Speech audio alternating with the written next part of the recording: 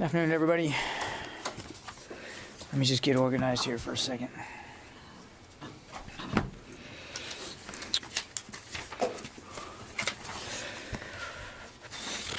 Okay. I'm going to jump around a little bit here, but as I mentioned last week, the Secretary will be leaving on travel tomorrow morning. First stop is Brussels for the NATO Defense Ministerial. He looks forward to having another discussion to talk with our NATO allies about all the things we're doing as an alliance to bolster and support our deterrence capabilities on the eastern flank. From there, he will go to Slovakia. I think we already talked about that last week. And today, the Secretary has added a third stop on in Bulgaria. So he will extend the trip by a day. We'll have a chance to meet with senior civilian and military leaders in Bulgaria. Also a key stop in terms of the eastern flank of the alliance. He looks forward to that. We'll obviously have more detail as the trip progresses and certainly keep you informed. On an exercise note, Operation Noble Defender now is a recurring NORAD air defense operation, takes place throughout the year. This winter's Noble Defender, planned for March 16th, will occur during a series of Arctic activities that demonstrate Allied collaboration to defend North America's northern approaches.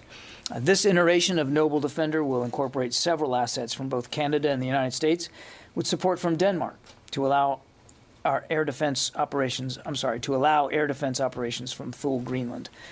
During this exercise, NORAD fighters will conduct intercepts of U.S. Strategic Command bombers representing threat platforms throughout the Arctic from Alaska to Greenland. And we'll keep you apprised as that exercise progresses.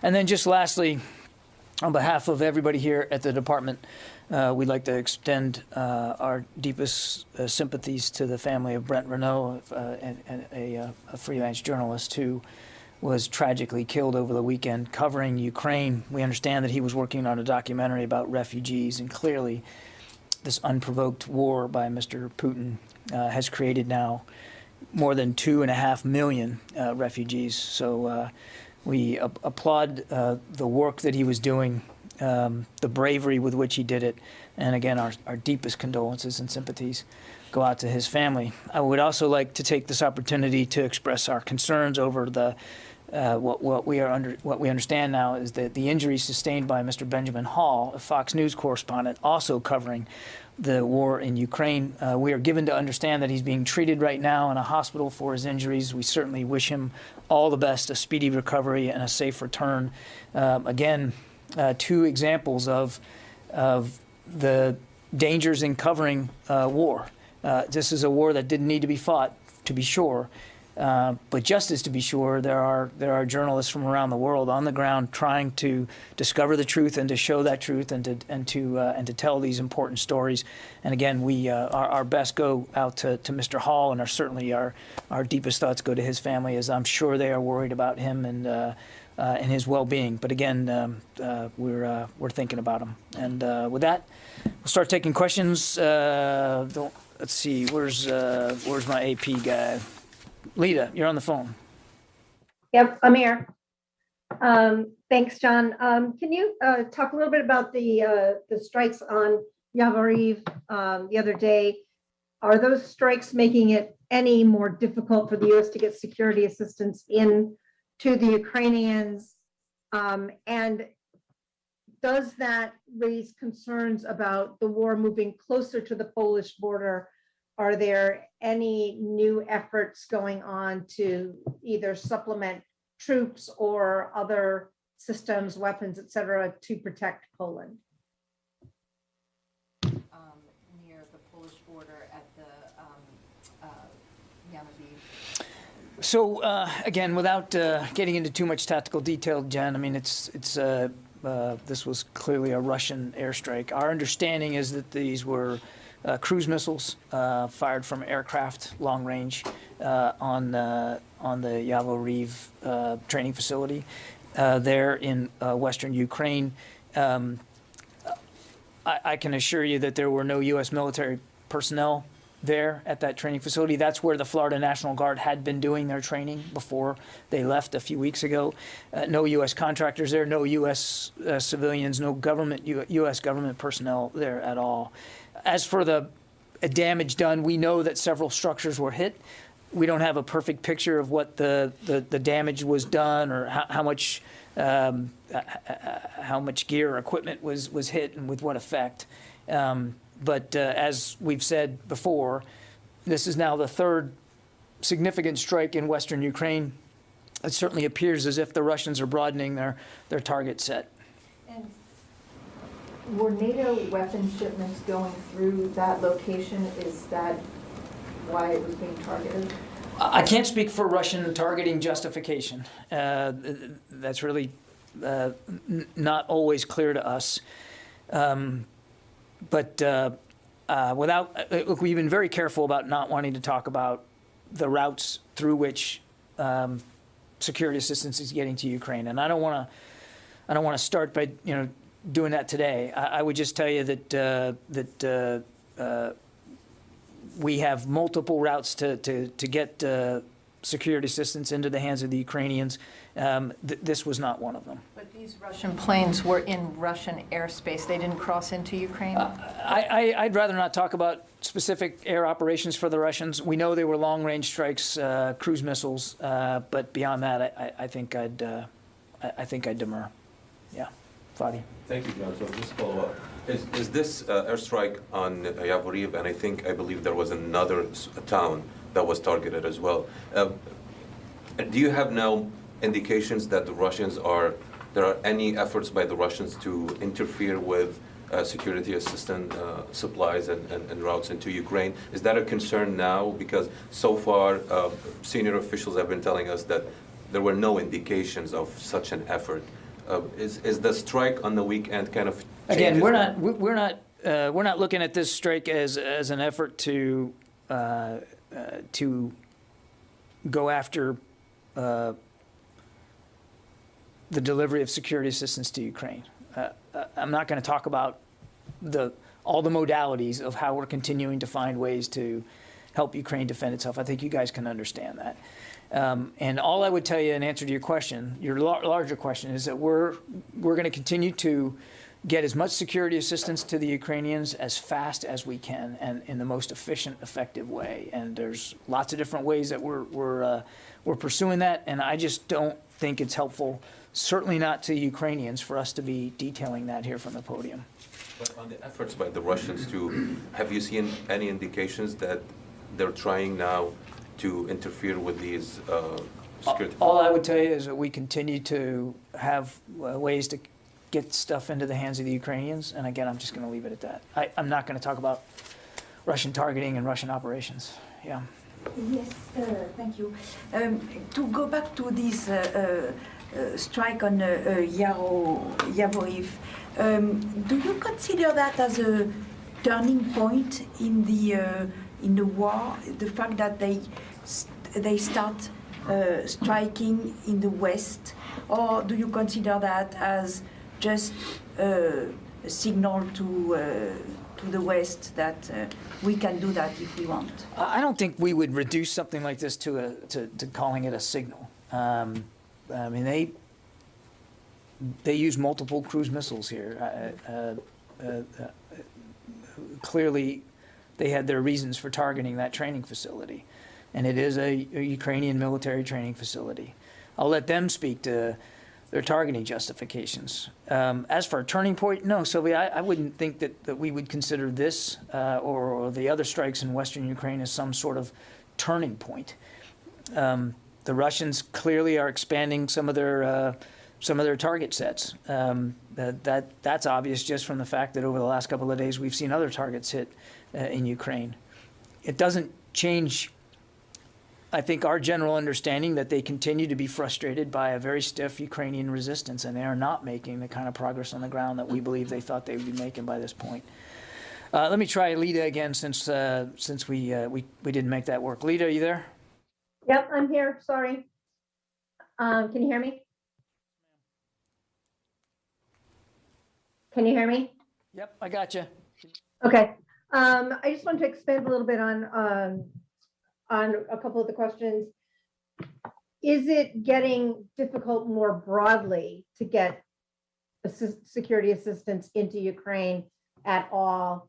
And secondly, as the strike at Yavoriv moved, got the fight closer to the Polish border, are you hearing anything from Poland about requests for potentially more security assistance to them or more troops? Do you see any more of that, of any more troops, et cetera, going into Europe in the next week or so? I don't have any additional troop movements to speak to, Lita. As you all know, when we do have something like that to talk about, a muscle movement, we'll do that, but I'm not, I have no troop announcements to talk about today. We are in constant communication with our Ukrainian counterparts about the types of assistance that they need, the defensive assistance that they need. This is an ongoing, iterative conversation that we're having with them.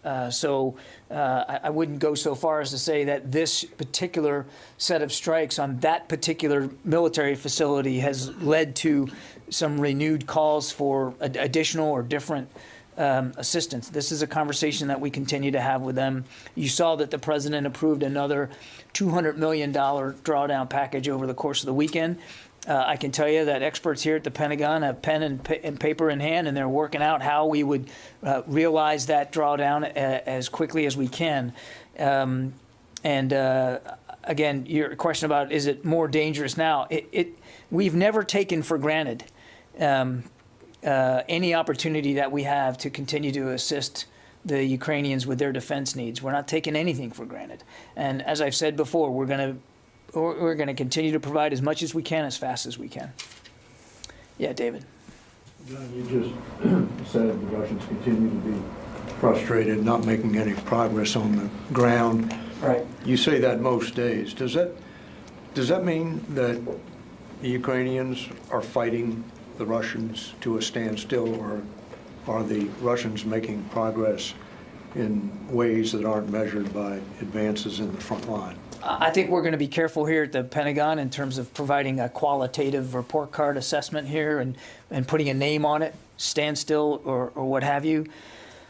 What I would tell you, David, is that the Ukrainians continue to fight back very bravely and skillfully. And you've heard me use the word creatively, and I would say that that continues to be the case. They are making good use of their own knowledge, their own situational awareness, their skill sets, and certainly they're making good use of the material that they are getting, not just from the United States, but from many other nations as well.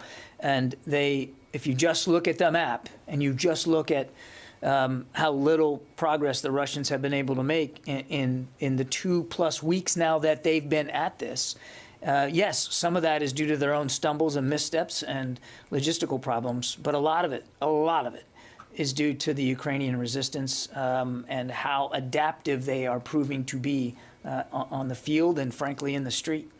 Travis? Yeah, in regards to these Russian strikes in western Ukraine and close to the Polish border, as we know, the Russians aren't always particularly precise with their strikes. And I'm just wondering if there has been any change in the status of U.S. forces deployed to the eastern flank. Is there any heightened alert or change of posture or any additional preparations that have been made since we've seen those strikes move farther west? Without getting into details about force posture, I can tell you that everybody that's serving and bolstering NATO's eastern flank is pretty alert, pretty vigilant, as you might expect. I know of no specific changes that have been made or are planning to be made in the coming days, just based on the fact that this training facility in western Ukraine was hit. Yeah, Avery. Thanks, John. 2 questions. One, when the U.S. publicly states what it will not do, like enforce a no-fly zone or the Polish MiG transfer, does that not harm Ukraine and give Putin carte blanche? And secondly, often you say that Russia does not have air superiority.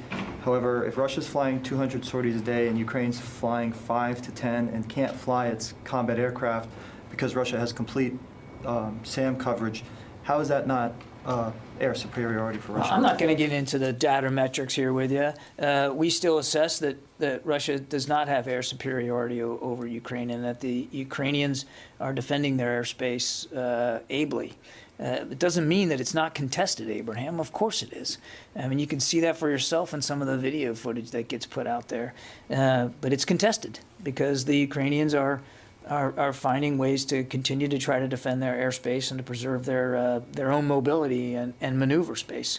I'm sorry, was there another? Sure. The first question about when DoD publicly states, when U.S. publicly states what it's not going to do, doesn't that harm Ukraine because it gives Putin a carte blanche? I think if you were to, well, I can't speak for Mr. Putin. I doubt Putin would after making as little progress as he has made in this unprovoked war of his, would be hard pressed to say that that somehow he's being aided by statements that we are making about what we will or we won't do. What I think is important, Abraham, is not just talking about things that we don't believe would be helpful because of the escalatory nature of it, such as a no-fly zone. But let's talk about what actually is happening. And I just talked a little bit about how hard the Ukrainians are fighting for their country.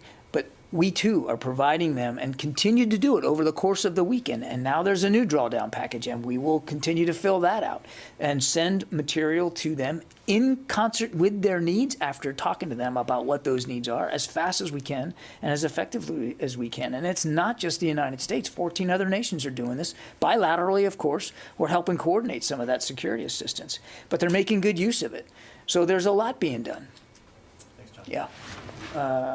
Yeah, Kelly. I was going to ask, just going back to the airstrike in the west, it's believed to be the closest Moscow has come yet to the Polish border. So what are you taking this as? Is this Putin testing the West in any way, and how are we kind of showing our response to that? Yeah, I think we just need to be, first of all, I don't have granularity on the Russian targeting process. They hit a Ukrainian military training facility. They also hit some airfields in the previous few days in western Ukraine. They are clearly expanding some of their target sets here. I can't get into their heads and to tell you exactly what was behind that target on that day with that many cruise missiles. I don't want to just reduce this to some sort of signaling. If Mr. Putin was trying to signal his displeasure about a strong, united NATO with this war of his, then he's failed because he's getting exactly what he says he doesn't want, a strong, united NATO on his western flank. Just over the last few days, we moved some Patriot batteries from Germany to Poland, and we're going to continue to look at potential repositioning if we need to defend NATO's eastern flank. So I can't speak for Mr. Putin and what messages he's trying to send, sending it with cruise missiles on a training facility. I think that's being generous to him if that's in fact all he did was try to signal. All he has done with that and everything else he's doing in Ukraine. And please, let's not get focused only on a weekend strike on a training facility. Look at the damage and the death he's causing in places like Kyiv and Kharkiv and Mariupol. And, people losing their lives and their homes. He clearly has more than a message in mind here. He clearly has the occupation of Ukraine in mind. And he also clearly has diplomatic options available to him that he is obviously not proving willing to take. Now, we have heard talks about talks, and we obviously would love to see them succeed, clearly. But there hasn't been much progress in that regard. So again, I want to be careful here that we're not reducing the kind of damage and death he's causing to some sort of message signaling. I think that's being way too generous to what the Kremlin's trying to do inside Ukraine. Carla Babb. Hey, John, thanks for doing this. Two quick questions. So Russia's deputy foreign minister actually warned over the weekend that Moscow would start firing on weapons shipments. So I was just, to follow up on some of these questions, without getting into intelligence, have you seen any indications that they are now trying, that they've shifted and are now trying to target weapons shipments? That's question number one. And then number two, on a different topic, because there is an AFRICOM CENTCOM hearing tomorrow. So on Africa, General Stephen Townsend, the head of U.S. Africa Command, has frequently said over 2 years now that they've been commuting to work. And he had told VOA that there were more effective and efficient ways in Somalia to carry out AFRICOM's mission, and that he had provided recommendations to the secretary. So has Secretary Austin made a decision on U.S. troops in Somalia? And can you please tell us what the delay has been? Thank you. I have no decisions on Somalia force presence to talk to you about, Carla, and if and when we do have decisions, we'll talk about it. You talk about a delay. I know of no delay. When we have something to speak to with force posture there or anywhere else, and we can do it, we will. Again, we're going to continue to flow security assistance to the Ukrainians as fast as we can and as nimbly as we can. They are, well, all I can tell you is that as we stand here today, those shipments are getting into the hands of the Ukrainians, and we're going to keep looking for ways to make sure that that continues. Tony Capaccio.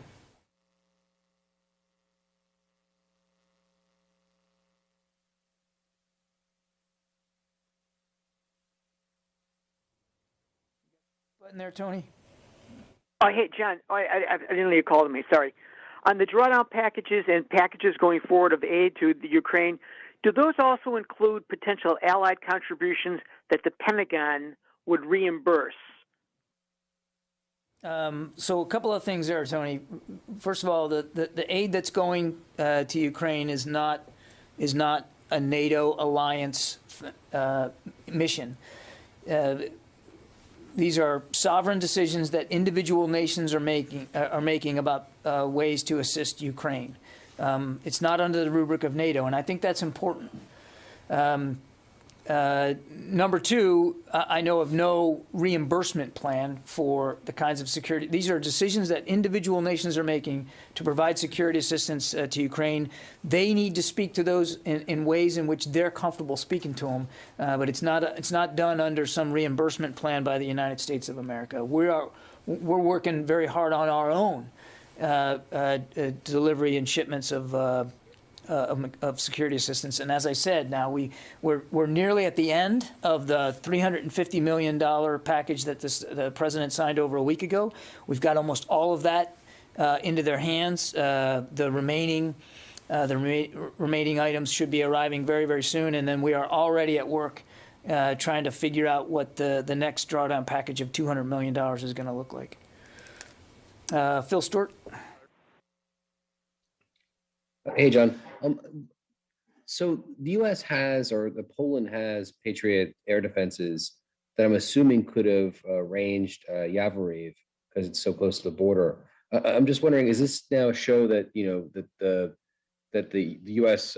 line about not having troops fighting in Ukraine also extends to these air defenses that are on the NATO side? That the air defenses are really just going to kind of protect NATO airspace. I was wondering if you could. Is that what this incident kind of shows as well? That there's not going to be even missiles hitting missiles kind of thing. Patriot batteries that we have moved into Poland and any other air defenses that we might be contributing to in Poland are purely defensive in nature.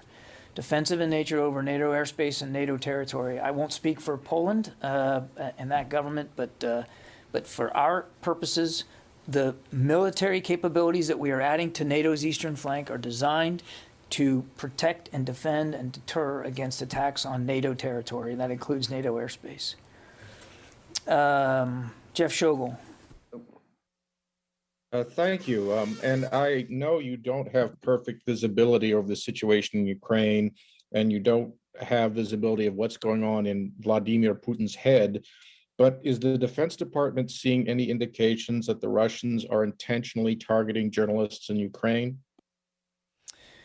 Jeff, I don't have evidence of that specifically. I certainly can't, in the case of these two individuals, speak to the circumstances surrounding that. So I can't. I don't have any indications that he's deliberately targeting journalists. But again, again, our admiration for the work that so many journalists are doing there in Ukraine. It's important work, and all of us stand to gain by the context, quite frankly, that these journalists are bringing to light. Okay, last question. I think, yeah, go ahead, Kassim. On a separate topic, on Iraq, we see that Erbil was under attack yesterday, and then U.S. statement was saying that the U.S. was not the target, apparently, which suggests actually you know who was a target. Who was a target in Erbil I strike? would point you to what the IRGC said about who they were targeting. Yeah. I have a follow-up question on that. Obviously, IRGC said they were targeting Israeli strategic sites. We know that the Iranian foreign minister now is going to Russia tomorrow. Also, reports just came out from an Iranian affiliated hacker, an Iranian state media actually saying that Iran hacked the Israeli government website. IDF officials are at the Pentagon today. What did you discuss with them? Any concerns that they mentioned to you specifically? I don't have a readout of any discussions that we would have had with IDF. I'm not actually tracking meetings today with the IDF, so we'll take the question if there's something we can get back to you on. I don't know at what level this is. It certainly isn't at the Secretary's level, so you're catching me a little bit unawares. So we'll take the question and we'll see if we can get back to you. Can I follow up on that? Yeah, go ahead. Did your defense systems in the airport in Erbil detect the incoming rockets? And then second question, Jake Sullivan yesterday said that they're in consultation with the Iraqi and the Kurdish government to provide them with some sort of defense capacities. Is that something that a conversation that has reached the Pentagon? We're always in discussion with our partners in the region about defensive capabilities. I don't have anything new to update you on today, and I don't have any tactical information about detection of the threats of the missiles that were fired over the weekend. I just don't have that level of detail. Okay, thanks everybody. I appreciate it.